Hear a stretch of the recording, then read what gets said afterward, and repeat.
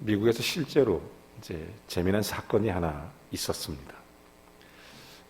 참 착한 청년이 이제 집이 시골인데 집에 계신 어머니한테 전화를 한번 드렸습니다.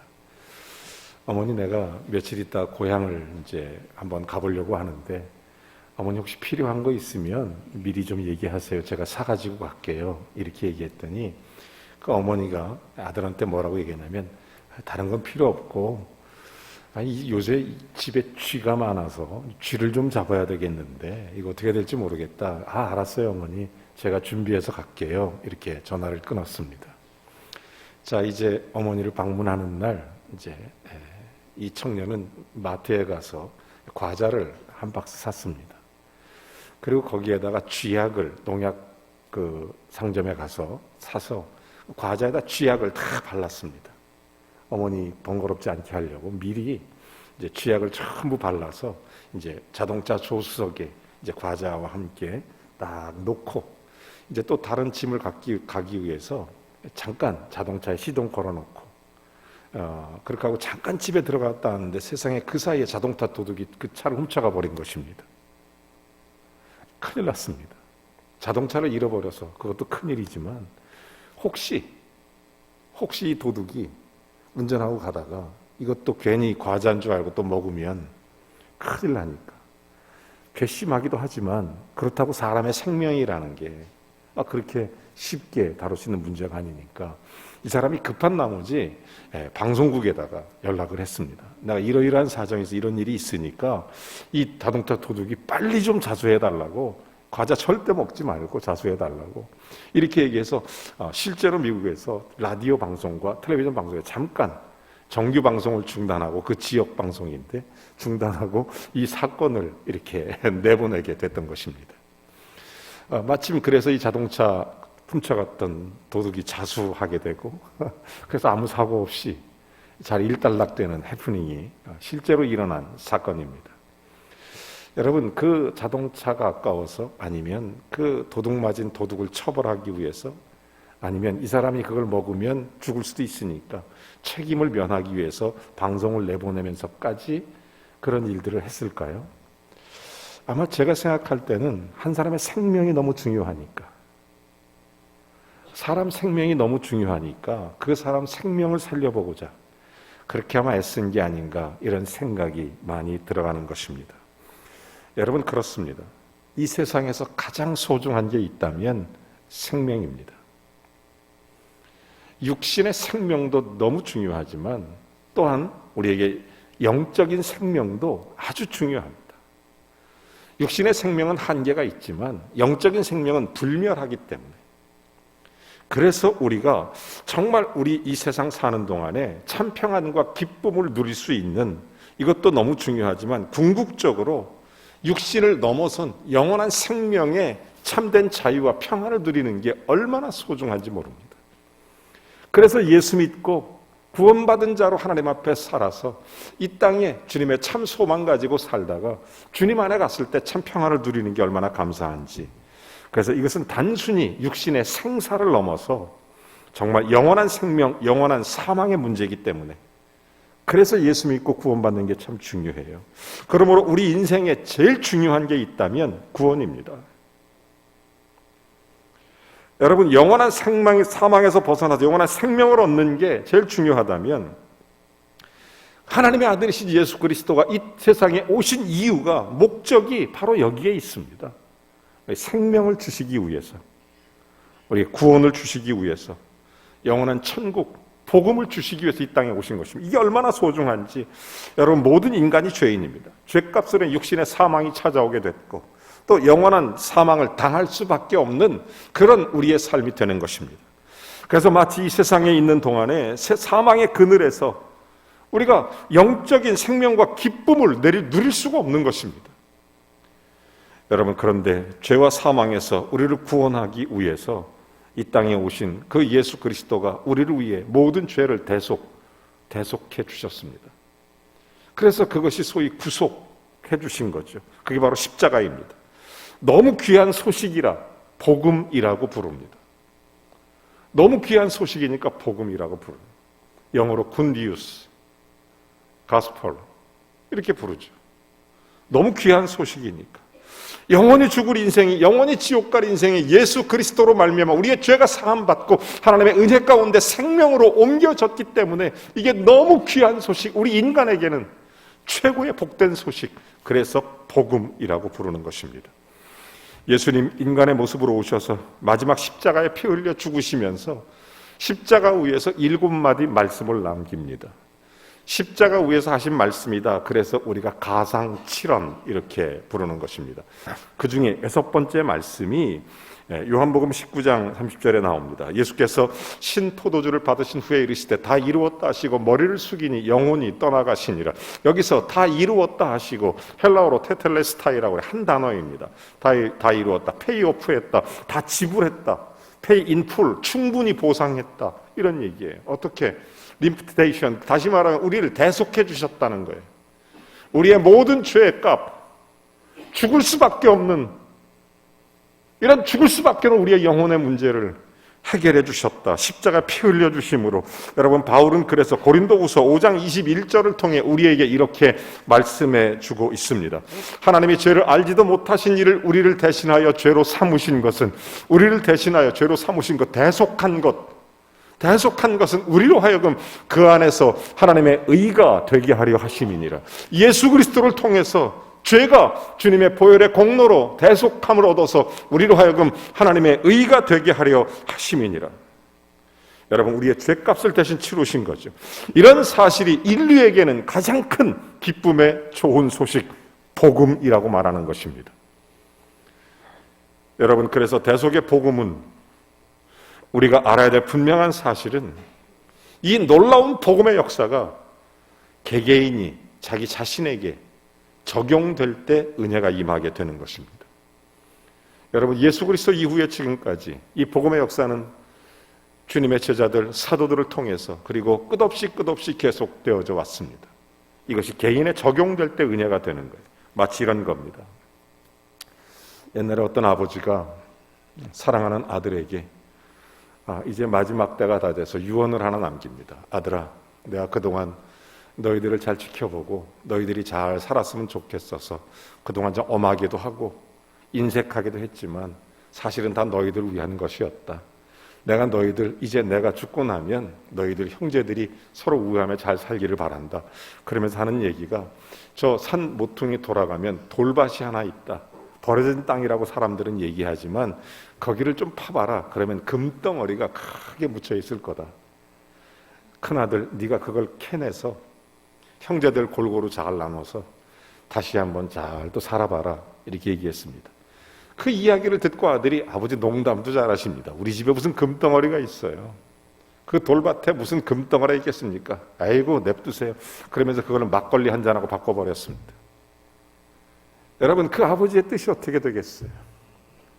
만약에, 그렇지만 그 아들이 아버지의 뜻을 소중히 여겨서 그 이야기를 듣고 그것을 캐내서 형제들에게 골고루 나눠줬다면 얼마나 좋았겠습니까? 여러분, 예수 그리스도의 복음은 이것과 비교할 수 없을 정도로 하나님께서 우리의 영혼의 생명을 구원하기 위해서 이 땅에 십자가를 주셨습니다.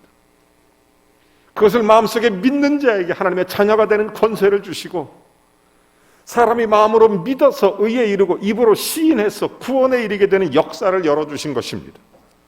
여러분, 예수 그리스도가 우리에게 이 땅에 오셨어요. 이 복음. 그래서 이것이 내 마음에 개인적으로 영접하는 게 제일 중요한 거예요. 예수 그리스도를 마음속에 영접하는 거예요. 오늘 성경 13절과 14절 이렇게 말씀해 주는 것입니다. 누구든지 주의 이름을 부르는 자는 구원을 받으리라. 그런즉 그들이 믿지 아니하는 일을 어찌 부르겠느냐? 듣지도 못한 일을 어찌 믿겠느냐? 전파하는 자가 없이 어찌 들을 수 있겠느냐? 여러분, 어떻습니까? 우리가 주의 이름을 부르는 신앙 고백의 의미를 말하는 것입니다. 복음은 듣고 믿고 그리고 그 믿음을 고백하는 것입니다.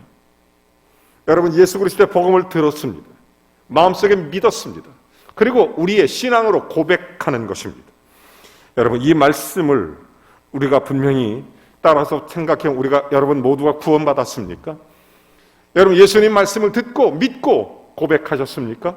여러분, 그렇다면 하나님의 아들이 되심을 믿습니까? 예수님이 나를 위해 십자가를 위해 죽으셨다가 사흘 만에 부활하심을 믿습니까? 이 복음을 믿는 자에게 하나님의 자녀가 되는 권세를, 그러면 구원받은 거예요. 그러면 그냥 자동적으로 믿음이 생겨납니까? 그렇지 않다는 거죠. 성경은 말합니다. 믿음은 복음을 전해 들을 때 온다는 거예요. 복음을 전해 들을 때 믿음이 생기는 것입니다. 로마서 10장 17절, 여러분 너무 잘 아시죠? 그러므로 믿음은 들음에서 나며 들음은 그리스도의 말씀으로 말미암느니라. 여러분 잘 생각해 보십시오. 자동적으로 믿게 됐습니까? 여러분 모태신앙이라고 복음을 전해 들었. 여러분 그러니까 2000년 전 예수님께로부터 계속 지금까지 계속 복음이 증거되어 왔습니다. 130년 전 한국 땅에 예수 그리스도의 복음이 증거되어 왔습니다. 선교사들을 통해서 예수 그리스도의 복음이 전파됐습니다. 그래서 오늘날 저와 여러분에게 복음이 온 거예요. 그래서 이 복음을 개인적으로 적용할 때 은혜가 오는 거예요. 여러분 마찬가지예요. 우리가 끝없이 복음은 릴레이가 된다는 겁니다. 계속되는 거죠. 릴레이 경주는 혼자 뛰는 것이 아닙니다. 여러 명이 바통을 이어가는 거죠. 바통을. 여러분 14절과 15절, 그런즉 그들이 믿지 아니하는 일을 어찌 부르리요? 듣지도 못한 일을 어찌 믿으리요? 전파하는 자가 없이 어찌 들으리요? 그러면서 보내심을 받지 아니하였으면 어찌 전파하리요? 기록된 바 아름답도다. 좋은 소식을 전하는 자들의 발의함과 같으니라. 자, 보내심, 전파하심, 그 다음에 뭐예요? 들음, 그 다음에 믿음, 그리고 고백, 이런 과정이 우리의 신앙을 만들어내는 거예요. 우리의 구원의 역사는 그냥 단순하게 이루어진 게 아니라 누군가 하나님께서 보내셨습니다. 저와 여러분에게 예수 그리스도의 복음을 들려주신 것입니다.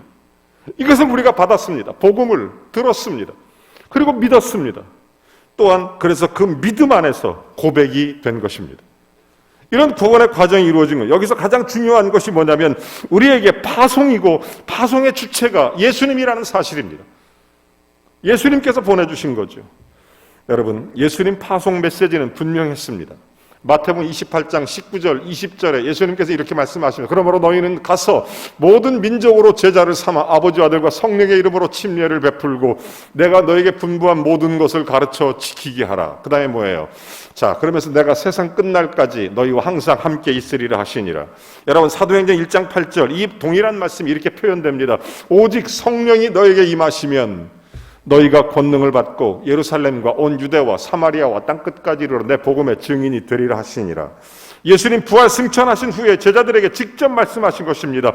이 말씀은 마지막 유언적 명령으로 예수님의 모든 명령 중에서 가장 큰 명령이다. 그래서 지상 명령이라는 말을 씁니다. The Great Commission, 최고의 위대한 명령이라는 뜻이죠. 이 명령은 예수 그리스도의 몸된 교회를 통해서 수행되어 왔습니다. 그래서 교회가 선교사와 전도자를 파송하는 것입니다. 여러분, 그래서 교회를 통해서 그리스도의 일들이 지상 명령이 순종되는 것입니다. 여러분, 이런 복음의 릴레이가 얼마든 동안 계속돼야 됩니까? 여러분, 우리에게 성경은 말합니다. 복음의 릴레이가 지금까지 예수님 이후로 계속돼 왔고 언제까지 계속되는가? 성경은 우리에게 끝없이 이 땅 끝까지 복음이 전파된 이후까지 그들로부터 복음을 전해들은 전도자들이 전하고 또 전하고, 문제는 뭐냐면 이렇게 전해진 복음이, 이 복음의 릴레이가 나에게까지 왔는데 내가 이 복음의 바통을 계속 다른 사람에게 넘겨줘야 되는데 이 복음의 릴레이가 나로부터 중단이 된다면, 나에게 중단이 된다면 어떻게 되겠어요? 어렸을 때 큰 사건이 있으면 그게 트라우마가 돼서 잊혀지지 않는 것들이 있는데, 제가 초등학교 다닐 때 운동회 때 일어난 사건인데 참 잊혀지질 않아요. 제가 초등학교를 7살에 들어갔습니다.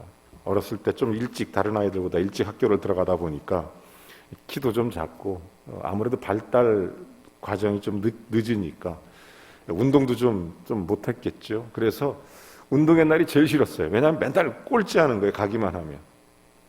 운동회 때 달리기 하면 하여간 맨날 꼴찌예요. 근데 그때 당시 소원은 아주 소박했습니다. 도장 하나 받는 거, 이렇게 도장 하나 찍으면 공책 하나 주니까 그거 하나 받는 게 아주 소원이었어요. 근데 맨날 꼴찌하니까 그 공책을 못 받아갖고 아주 굉장히 그냥 내가 무슨 열등한 인간처럼 아주 굉장히 속상하고 열심히 해서 4학년 때 3등 한 번 했어요. 저는 정말 집안에 가보로 남기고 싶을 정도로 기분이 좋았습니다. 점점 발전해서요. 5학년 때는 우리 반 릴레이 선수로 제가 출전했습니다. 이야, 대단하죠? 예? 여러분 보통이 아닙니다. 우리 반에요. 한 55명인가 그렇게 있었어요. 한 60명 가까이. 옛날에 한 반에 그 정도면. 그 중에 8명 뽑는데 그 중에 뽑혔으니까.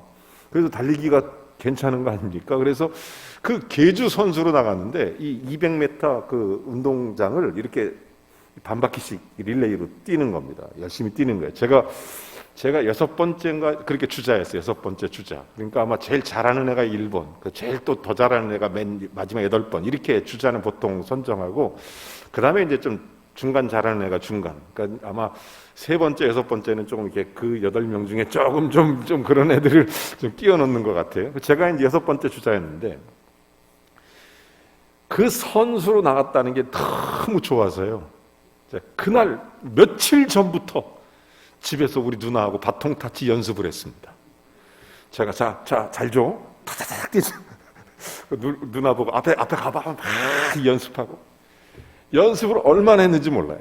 시합 당일날 이제 두근두근 하면서 딱 이제 릴레이 경기를 하는데 제가 너무 열심히 한 나머지 그냥 마음이 앞서서 내 생각은 저기가 있는데 몸은 여기 계시니까 그게 못 따라가 넘어졌어요. 제가 바톤을 놓친 거예요. 그게 막 앞이 캄캄했습니다. 순간적으로 얼마나 속상한지. 그래서 바톤을 놓쳐서 제가 주저앉아 울었을까요? 아니죠. 일어나서 바톤을 들고 다시 열심히 달려가서, 물론 그것 때문에 우리 반이 꼴찌했어요. 잊혀지지 않는 사건입니다. 그렇지만 제가 열심히 달려가서 제 앞에 있는 주자한테 바톤을 넘겨줘요. 이유가 뭐죠? 이 바톤을 넘겨주지 않으면 릴레이가 계속될 수 없기 때문입니다.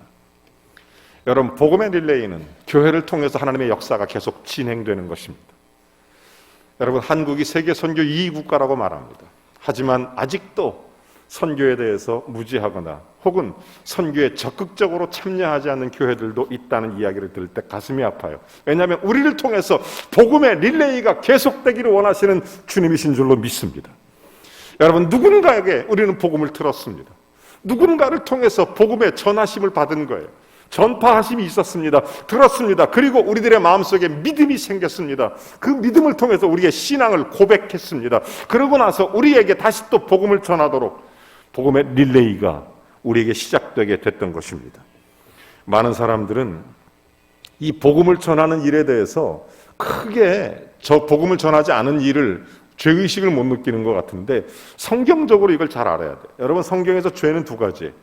뭐뭐 하지 말라, 이것도 죄예요. 하지 말라는 거 꼭 골라서 하면 그 죄입니다. 성경에서. 그런데 반대로 무엇을 해라, 그런데 그걸 안 하는 것도 죄예요. 부모를 공경해라, 이런 것들 안 하는 게 죄죠. 이렇게 적극적인 의미에서. 도둑질 하지 말라, 이것도 죄예요. 여러분, 우리가 실제적으로 말씀을 듣고 순종하지 않는 것도 죄라는 사실입니다. 야고보서 4장 17절 말씀, 너무 유명한 말씀이죠. 그러므로 사람이 선을 알고도 행할 줄 알고도 행하지 아니하면 그것이 죄니라. 여러분, 그러므로 지상명령을 듣고도 좋은 일인 걸 알면서도 생명의 복음이 이에서 남인 것을 알면서도 예수 그리스도를 전하지 않으면 죄라는 거예요. 로버트 맥클키라는 사람이 지상명령을 엄청난 놀라운 역사를 설명하면서 많은 교회와 그리스도인들이 이것을 무시함으로 큰 실책을 범한다, 이런 얘기를 해요. 나에게 주어진 이 복음의 사명, 나 하나쯤 그냥 조금 소홀히 해도 괜찮겠지, 예수 믿고 살면서 나 하나쯤 복음 전하지 않아도 괜찮겠지, 이런 생각하는 사람이 굉장히 많아요. 여러분, 혹시 이런 사진을 보신 적이 있습니까? 군대 가면 군인들이 하는 훈련 모습입니다. 목봉체조라는 것입니다. 맨 앞에 있는 애들, 뒤에 있는 애들 굉장히 힘들어요. 그런데 세 번째 있는 녀석을 한번 잘 주목해 보십시오. 여러분, 목봉체조하면 이게 모두가 힘을 합쳐서 이것을 이렇게 들어서 훈련을 하는 겁니다. 훈련이 끝나는데 유일하게 딱 한 녀석이 뺀질뺀질하게 멀쩡하고 힘들어하지 않더라는 거예요. 그래서 친구가 물어봤어요. 너는 왜 괜찮니? 그랬더니 하는 얘기가 다 요령이 있어. 군대는 요령이야. 그러면서 다른 사람 막 기합을 주고 그 고생을 할 때 혼자 흉내만 내는 거예요. 오이씨야, 오이씨야 이러면서 걔 하나만 쌩쌩한데. 여러분, 군대에서 그런 애들을 뭐라고 말합니까? 얌체 같은 놈이라고 얘기하는 거예요. 우리가 신앙생활에도 이런 얌체가 있어요. 복음을 전하도록 릴레이 주자로 하나님께서 우리를 세우셨는데 안 뛰는 거예요. 여러분, 다른 사람 다 뛰게 하고 자기는 뛸 생각을 안 하는 거죠. 여러분, 훈련 마치고 파김치가 되는데 자기 하나만 쌩쌩하면 된다고 생각하는 것입니다. 여러분, 복음 전파는 모든 교회가, 모든 그리스도인이 해야 될 사명입니다. 여러분, 우리 교회가 맨 앞에 서서 이 힘든 사명을 감당할 수 있는 은혜로운 교회가 되기를 간절히 원합니다. 그런 사명을 감당할 줄 알아야 돼요.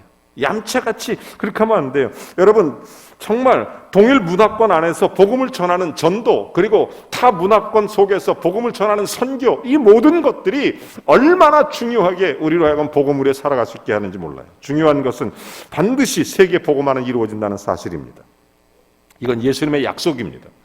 마태복음 24장 14절, 유명한 얘기죠. 이 천국 복음이 모든 민족에게 전파되기 위하여 온 세상에 전파되리니 그제야 끝이 오리라. 그렇죠? 여러분, 예수 그리스도의 복음이 온 세상 끝까지 전파되게 되는 것입니다. 우리가 하지 않아도, 우리 교회가 하지 않아도 반드시 복음은 전파됩니다. 주님의 예언이기 때문에, 주님의 약속이기 때문에. 하지만 우리 교회가 얌체처럼 이 귀한 사역에 빠질 수는 없습니다. 앞장서야 돼요.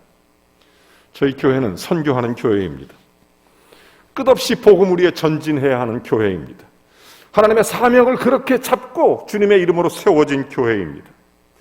여러분, 불은 불꽃이 타오르기 전까지는 불이 아니라는 말이 있습니다. 여러분, 우리가 선교함으로 교회는 존재하는 것입니다.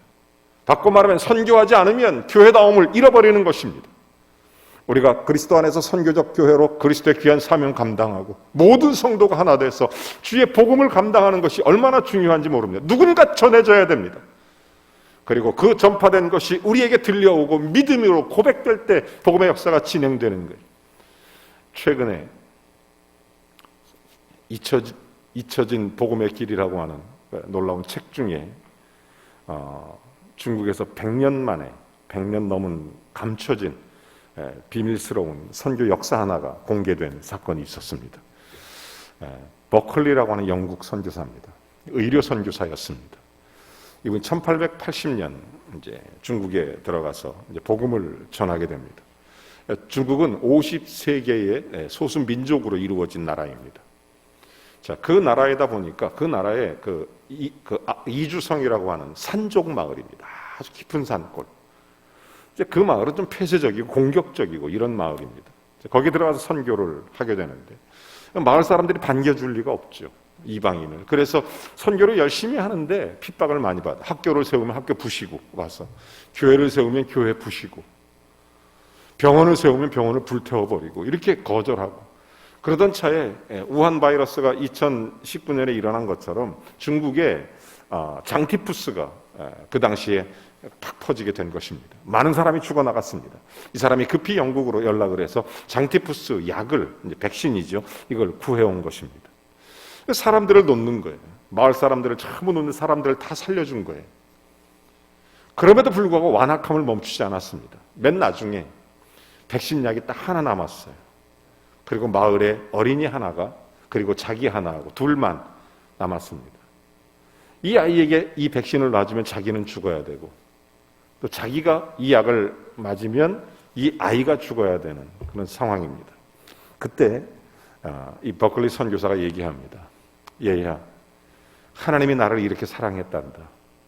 나도 너를 이렇게 사랑하고 싶다. 그리고 그 아이에게 백신을 놔주는 거예요. 자기는 죽습니다. 그리고 중국의 이주성에 묻히게 되는 것입니다. 자, 그로부터 100년이 지난 거예요. 거의 100년 가까이. 한 번은 미국에서 공부한 한 청년이 자기 중국 나라를 연구하고 여행하는 길에 아주성에 들어가게 된 것입니다. 아주 깊은 산골에 학교도 없고 별곳 굉장히 문화적으로 단절된 곳인데 아니 세상에 90 넘은 할아버지가 동네의 아이들을 모아놓고 영어를 가르치고 있는 거예요. 이 청년이 깜짝 놀랐습니다. 아니 어떻게 할아버지가, 그도 연세 높은 할아버지가 이곳에서 이렇게 아이들이 영어를 가르칠 수 있느냐, 그렇게 얘기를 하게 된 것입니다. 그때 이 할아버지 얘기합니다. 나는 버클리에게 배웠습니다. 그에게 배운 사람 중에 이 땅에 많은 공직자, 변호인 뿐만 아니라 이 땅의 의료인, 많은 위대한 훌륭한 사람들이 이 마을에서 많이 나왔습니다. 그러면서 간증을 하고 이 사람이 너무 궁금한 거예요. 이 버클리가 누군지. 그래서 영국으로 갔어요. 이 버클리에 대해서 추적하기 시작합니다. 그 사람에 대한 일대기를 책으로 썼어요. 너무 드라마틱하니까 이 사람이 고향에 들어와서 중국어로 번역을 했습니다. 그리고 그 당시에 야주성, 이 저장성 아주성이라는 곳에 그 당시 공산당 서기장이 누구냐면 젊은 서기장이 하나 있었는데 그 서기장한테 부탁해서 책의 추천서를 하나 받게 됩니다. 받아보니까 참 귀감이 된다. 중국에 헌신하신 이 사람이 참 좋다. 그래서 사인 하나 받았어요. 그래서 이것이 언제 이런 일이 밝혀지게 되냐면 여러분 2008년도에 중국의 베이징 올림픽이 열리게 되는 것입니다. 자, 올림픽이 열릴 때 이 중국이라는 나라가 외부적으로 선교를 반대한다든지 인권에 대한 문제가 끝없이 그 유엔이나 국제사회에서 대두가 되니까 이거를 방어하고 이거를 좀 공격적으로 이런 문제를 풀어가야 되니까 우리가 그런 게 아니다. 그래서 이런 문제에 대한 이야기가 나오게 됐던 것입니다. 그래서 우리는 기독교를 반대하지 않는다. 이렇게 얘기를 했던 거예요. 자, 그러던 차에 이게 영화로 만들어지게 됩니다. 이 버클리라는 사람의 일대가 영화로 만들어지는데 이게 이제 나중에 만들어진 거죠. 최근에 만들어서 이게 중국에 이 영화를 상영하느냐 마느냐 이런 문제로 종교성 우리나라 문화체육관광부 비슷한 그런 종교성하고 공산당하고 이런 문제가 의견 차이가 있었던 거예요. 자, 이런 문제에 영화 상영을 한데 영화를 상영하기로 결정을 했습니다. 그 결정적 내용이 뭐냐면 이 사람이 버클리에 대한 연구를 하다가 그 동네에서 그 당시 서기장한테 추천서를 받는데 그 추천서에 이름이 누가 들어가 있냐면 후진타오가 쓴 거예요. 후진타오는 여러분 아시다시피 시진핑 지금의 주석 전 주석이었습니다. 이 사람이 아주 젊었을 때 이 버클리에 대한 이야기를 듣고 써줬던 추천서, 그 추천서 한 장으로 말미암아 이 버클리에 대한 일대기 영화가 상영되기로 결정됐다는 이야기를 들었습니다. 사랑하는 여러분, 복음의 릴레이가 계속된다는 게 이렇게 중요한 것입니다. 이 교회의 사명이에요. 복음이 계속 전파된다는 게 얼마나 중요한지 몰라요. 누군가 보내줘야 됩니다. 누군가 전파해야 됩니다. 누군가 그래서 들려오게 되는 것입니다. 듣고 하나님의 역사가 일어나고 그 복음의 놀라운 구원의 은총이 계속 일어나는 거예요. 저는 그래서 우리 교회가 끝없이 선교사를 파송하고 우리가 국내에도 전도할 뿐만 아니라 선교사도 해외에도 계속 파송해야 돼요. 그러니까 주님의 복음의 역사가 멈춰지지 말아야 돼요. 또 파송한 선교사들에게 정말 잘해야 돼요. 우리 교회가 잘해야 돼요. 선교사들은 잘해야 돼요. 저는 그래서 우리 선교사들에게 잘하는 방법을 5개의 글자로 표현했어요. 제 나름대로 만든 단어입니다. 이 5글자, 편물기체헌이라는 단어입니다. 편물기체헌. 무슨 뜻인 줄 아십니까? 이쯤 되면 원래 뒤에 스크린에 딱 단어가 떠야 되는 건데 편물기체헌 이렇게. 편지 쓰기입니다. 선교사들한테 편지를 쓰세요. 여러분, 선교지에서 제일 힘든 게 뭔 줄 아십니까? 물질도 힘들고 환경도 어렵지만 잊혀져 가는 게 제일 힘든 거예요. 여러분, 선교사님들에게 이메일도 보내고 깨똑도 보내고 계속 끝없이 교제하세요. 잊혀지지 않도록 편지. 2번째, 물질을 보내세요. 여러분이 보낸 물질이 선교지에 가면 학교도 되고, 여러분이 보낸 물질이 선교지에 가면 교회도 되고, 여러분이 보낸 물질이 선교지에 가면 병원도 되고, 자동차도 되고, 이웃에게 쌀도 되고, 이웃에게 모든 게 이루어지는 거예요. 3번째, 기도해 주세요. 선교사로 영적 영적 체험과 영적인 교류가 있도록 기도해 주는 게 그렇게 중요한 거예요. 네 번째, 선교를 체험하세요. 여러분, 많은 사람이 선교지에 갑니다. 고생하죠. 군대 고생하고 2번 가라 그러면 아무도 안 갑니다. 근데 이상하게 선교는 고생하러 가는데도 또 간다고 그래요. 여러분, 예수 그리스도의 살아계심을 체험할 수 있기 때문에 체험이 중요해요. 마지막, 헌신하세요. 오늘이 선교주일입니다. 여러분, 선진약정서에 다 헌신하세요. 우리 교회가 모두가 복음을 위해서 선교에 헌신하고 하나님의 거룩한 역사를 이루어야 돼요. 여러분, 이게 선순환이 되는 겁니다. 복음의 선순환이에요. 복음의 선순환. 편물기체헌. 한번 따라서 해볼까요? 편물기체헌. 예. 이게 무슨 단어냐 혹시 묻거든 여러분이 잘 설명해 주시기를 바랍니다. 예. 이런 단어가 어딨냐? 없죠, 세상에. 제가 만든 단어니까요. 예. 정말 우리가 그리스도 안에서 우리 교회가 복음을 위해서 다시 그리스도의 영광스러운 사명을 감당해야 돼요. 이 복음의 선순환 구조가 일어나야 돼요. 여러분, 누가복음 36장에 보면, 우리 누가복음 6장 38절에 보면 우리에게 이런 말씀이 기록되어 있습니다. 같이 읽어보시죠. 주라, 그리하면 너희에게 줄 것이니 곧 후이되어 누르고 흔들어 넘치도록 하여 너희에게 안겨주리라. 너희가 헤아리는 그 헤아림으로 너희도 헤아림을 도로 받을 것이니라. 선순환 구조입니다. 주 예수 그리스도의 복음을 위해 선교에 헌신하는 자에게 주시는 축복입니다. 헌신과 축복은 바로 이렇게 이루어져요. 선교를 위해 드리면 하나님께서는 개인도 가정도 축복해 주시는 것입니다. 바울이 세계를 누비며 선교할 때 맛봤던 그 기쁨을 이렇게 표현합니다. 데살로니가전서 2장 19절에 보니까 우리의 소망이나 기쁨이나 자랑이나 면류관이 무엇이냐, 그의 강림하실 때 우리 주 앞에 너희가 아니냐, 예수 그리스도의 복음 때문에 많은 사람이 생명을 얻고 우리가 구원받은 그 자체가 아니냐. 여러분, 이렇게 선교는 그리스도 안에서 귀한 사명을 감당할 수 있는 거룩한 역사의 선순환 구조가 일어나는 거죠. 여러분, 그러므로 우리는 반드시 둘 중에 하나는 해야 돼요. 가든지 아니면 보내든지. 이건 반드시 해야 되는 것입니다. 여러분, 우리가 성경에 보면 이 귀한 선순환에 대해서 주님께서는 다니엘서 여러분 잘 아시는 12장 3절 말씀에도 이렇게 말씀해 줍니다. 지혜 있는 자는 궁창의 별과 같이 빛날 것이고 많은 사람을 옳은 대로 돌아오게 한 자는 별과 같이 빛나더라. 여러분, 천국을 향하여 나아갔던 모든 선교적 교회, 모든 선교 그리고 귀한 사명을 감당하는 자에게 하늘의 스타같이 되게 한다. 여러분, 우리 인생 참 무상합니다. 열심히 산 것 같아도 돌아보면 무상하다는 것입니다. 60만 위해서 산 사람은 나중에 더 무상하게 됩니다. 여러분, 영적인 복음을 위해서 산 사람은 하나님 앞에 그것이 우리의 열매고 면류관이 될 것입니다. 사랑하는 여러분, 2021년 복음으로 다시 일어나십시오. 우리 교회가 복음으로 다시 일어나야 돼. 우리가 예수 그리스도의 이름으로 전파하고 그 복음을 듣는 자가 믿음을 가지고 고백할 수 있고 그게 우리의 생명의 면류관이 될 수 있도록 여러분, 선교하는 교회로 또 선교적 교회로 주님 앞에 그리스도의 역사를 일으켜 내야 될 줄로 믿습니다. 1년에 한 번 하는 그냥 연례 행사가 아니라 오늘 다시 복음으로 일어나서 주님의 증인되어 주의 영광을 크게 드러내는 하나님의 릴레이 바톤 주자처럼 힘껏 달려가는 저와 여러분이 되기를 주의 이름으로 축원합니다.